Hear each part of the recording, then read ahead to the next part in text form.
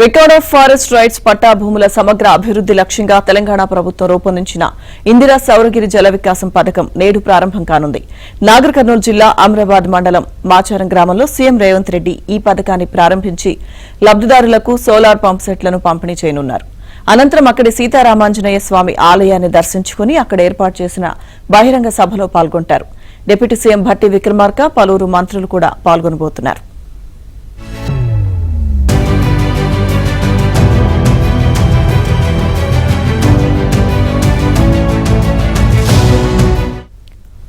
అటవీ భూముల్లో పోడు వ్యవసాయం చేసుకుంటున్న గిరిజనుల భూముల్లో బోర్లు వేసి పండ్ల తోటలను పెంచి అందులో అంతర పంటలను సాగు చేసి స్థానికులకు శాశ్వత ప్రాతిపదికన ఉపాధి కల్పించేందుకు ఈ పథకాన్ని రూపొందించారు.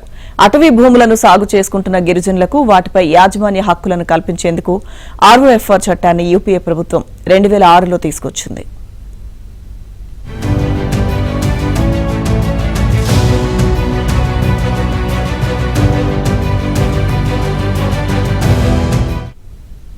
ఈ చట్టం కింద తెలంగాణలో 2.30 లక్షల మంది గిరిజన రైతులకు 6.69 లక్షల ఎకరాల అటవీ సాగు భూమిపై అప్పటి ప్రభుత్వం యాజమాన్య హక్కులను కల్పిస్తూ పట్టాలిచ్చింది. అయితే ఆర్ఓఎఫ్ఆర్ చట్టంలోని మార్గదర్శకాలను అనుసరించి ఆ భూముల అభివృద్ధికి మాత్రం చర్యలు తీసుకోలేదు. ఆ తర్వాత వచ్చిన బీఆర్ఎస్ ప్రభుత్వము ఆ భూముల అభివృద్ధిపై దృష్టి సారించలేదు.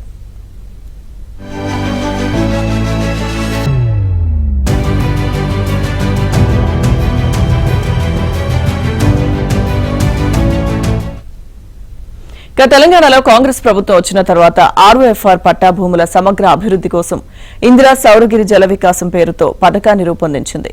తద్వారా ఆర్ఓఎఫ్ఆర్ పట్టాలున్న 2.10 లక్షల మంది గిరిజన రైతుల భూములతో పాటు ఈ చట్టంతో సంబంధం లేకుండా అటవీ ప్రాంతాల్లో భూమి ఉన్న ఇతర గిరిజన రైతుల భూములను ప్రభుత్వం అభివృద్ది చేయనుంది.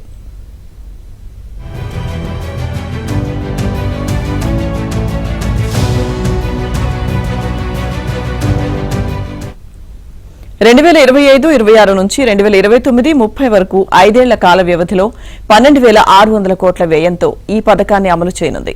యూనిట్ ధర 6 లక్షలు కాగా 100% సబ్సిడీతో పథకం మంజూరు కానుంది. ఈ 6 లక్షలతో భూమి అభివృద్ది, ఆఫ్ గ్రిడ్ సోలార్ పంప్ నీటిపారుదల వ్యవస్థ ఏర్పాటు, డ్రిప్ ఇరిగేషన్తో ఉద్యాన తోటల పెంపకం చేపట్టనున్నారు. ఈ ఏడాది 600 కోట్లతో 10,000 మంది గిరిజన రైతులకు చెందిన 27,184 ఎకరాల భూములను అభివృద్ది చేయనున్నారు. ఈ పథకంతో మాచారంలో 49 ఎకరాల ఆర్ఓఎఫ్ఆర్ భూములు అభివృద్ది చెందనున్నాయి.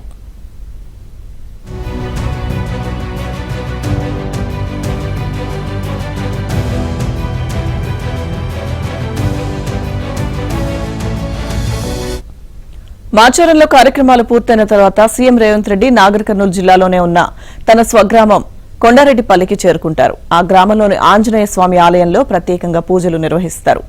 సాయంత్రం తిరిగి హైదరాబాద్ చేరుకుంటారు.